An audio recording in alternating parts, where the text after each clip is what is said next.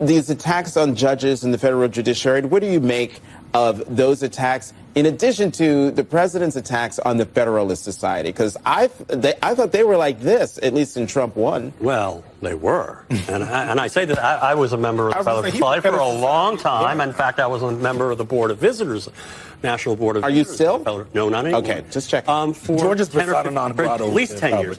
So, look, I mean, this is lying hypocrisy on the part of the administration, which is nothing new.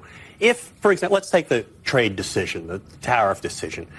If, let's say, President Kamala Harris were a nut job and she enacted a bunch of tariffs to please organized labor, let's say, and that had happened, we would have had like 15 conservative lawsuits. Oh, yeah. Brought everywhere in the country, and it would have been in the same court, and and that court would have ruled exactly the same way, and the Republicans would be playing, yay, yay, yay, yay. This is not about the law. It's not about communist judges. It's about Donald Trump getting what he wants, and Ty Cobb was absolutely right there. I mean, this is the Trump 2 has been an attack on Congress. He's pointing at the Capitol domes. You can see out the window. Because they're ignoring all these statutes that the courts are saying, wait a minute, you can't ignore all these statutes. And when the courts are saying, wait a minute, you can't make stuff up, you can't ignore statutes, you can't write statutes via executive order, they're saying the courts are communist and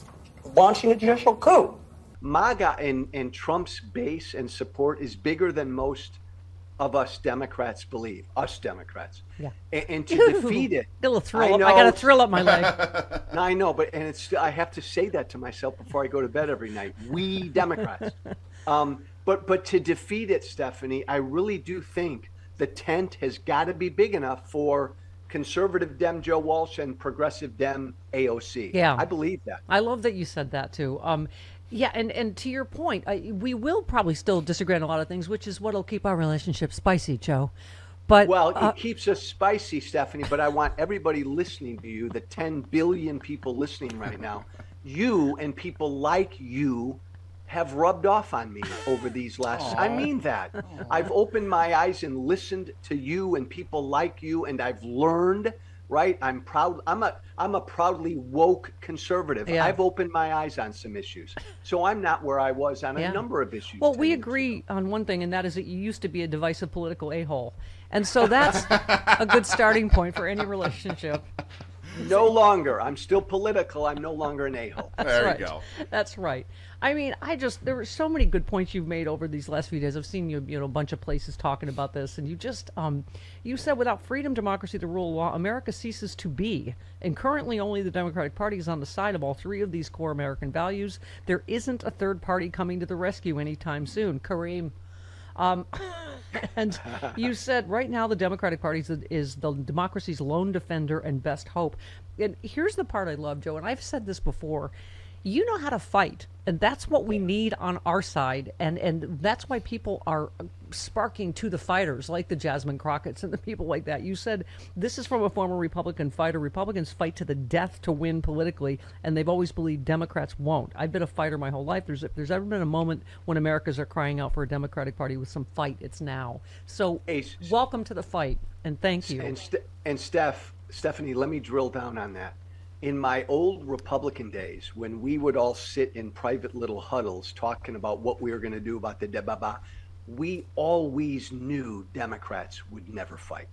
We always knew we Republicans could just pound them into submission because Republicans really will fight to the death. Sure. And they really don't believe Democrats will.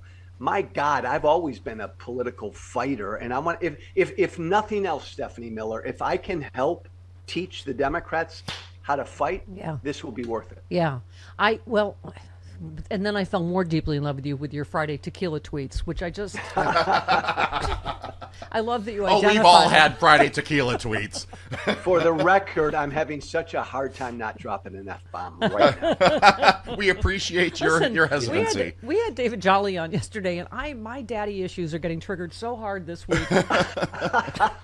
We had a handsome former Republican congressman that, okay.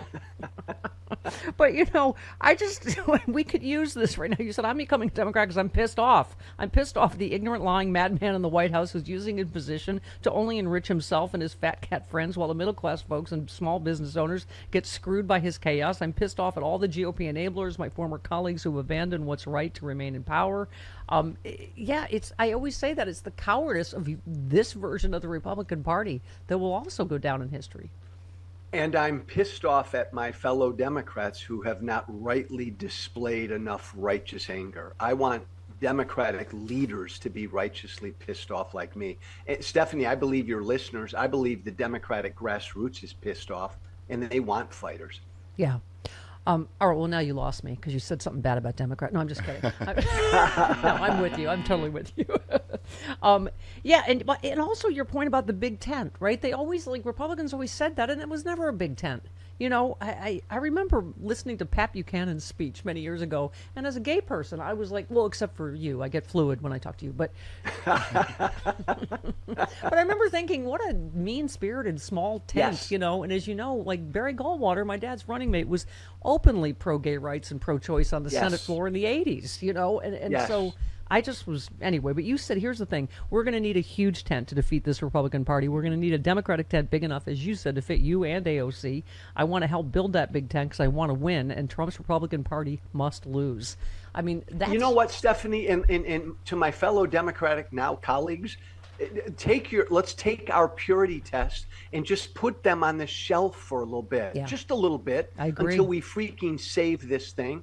Not every state is the same. We can't run progressives down in South Carolina and Mississippi. We can't run conservatives in Illinois in certain districts and states. Democrats need to realize, here's the deal. Do we want to win? Yeah. And if we want to win, then we have to be a big, big tent. Period. I loved how you said it. Policy disagreements are okay. Disagreeing about democracy is not. That's what sums it all up. Let's get our country back, the America that you and I love, right? And you and I, if we sat down and talked about the 20 biggest policy areas, we'd agree on more than you think, Stephanie Miller. Yes. Because again, you've rubbed off on me. But we'd have some profound disagreements. Yeah. So what? Yeah. We'd sit down and try to work I said stuff terrible out. things about you. I apologize. I mean, I'm old, so old I don't remember now. So I'm just going to let it go. I deserved all the old insults. I did. Here's the part where I think you were trying to woo directly me. I've opened my eyes, listened to people who don't think like me, and doing so I gained a greater understanding of the appreciation for LGBTQ issues, structural racism, the need for empathetic immigration reform, the dangers of climate change, the role government must play to help care for the neediest and most vulnerable among us. That sent another thrill up my leg, Joe Paul. That was directly addressed to one Stephanie Miller. Right, well, you ended it. I love you, Stephanie. So I see that... No, you didn't. Okay. Decency and tolerance and understanding. That's what I picked up from you, my dear. Well, you know, Joe, actually, it's interesting you say that. You talked about that. Decency, tolerance, understand empathy in politics. In politics, there's been this big discussion about men and, you know, the manosphere, and, you know, they went for Trump. Can I just ask you, why do they emulate the worst men? Donald Trump, the Tate brothers, you know, this version of masculinity that Jesse Waters always talks about, that is just, how do we get people to emulate good men and not the worst? Well, you're right, because he's the antithesis of a man, right? A real man. But we need, like, democratic real men to and I think it goes back, Stephanie, to, like, be a fighter. Don't sound like a Tweedum's politician. Yeah. Be a fighter. We need Democrats to sound like, because we are real men. We're not like Trump. We don't cheat, steal, lie. We're not unfaithful. We're not bullies. Bullies are cowards. Democrats need to demonstrate. Democratic men do that they're real men. Yep. I mean, you ended by saying Donald Trump is the worst of us, and sadly the rest of the Republican Party emulates his cruelty, dishonesty, authoritarianism. We're better than that, what we've seen every day these past 4 months. America's better than this. And as a former Republican, I know cruelty sells. It is time for decency to sell. What a perfect timing you have in doing this. I mean, we are really... I don't even know we're in every kind of crisis, aren't we? Constitutional, yes. Every kind. The very thing our founders feared is in the White House. Man, strap it on right now and let's get ready for battle. I mean it. That's what this is. Yeah. You're right. I think that was also it's. No, no. All right, don't That was directed to Okay, that was Stephanie right to- Miller. No, but he's absolutely right. Happy Pride. All right, Yes. I love you.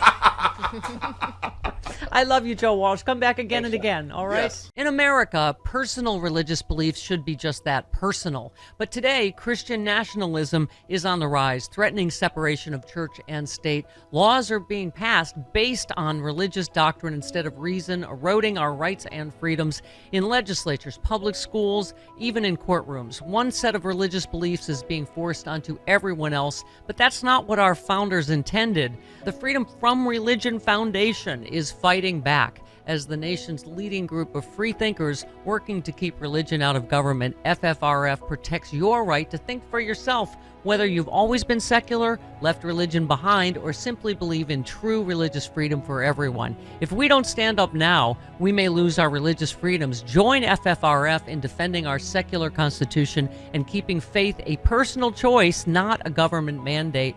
Visit ffrf.us/freedom to learn more, become a member, or text my last name Miller to 511-511, because in a truly free country, no one's faith should dictate everyone's future. Text Miller to 511-511 today.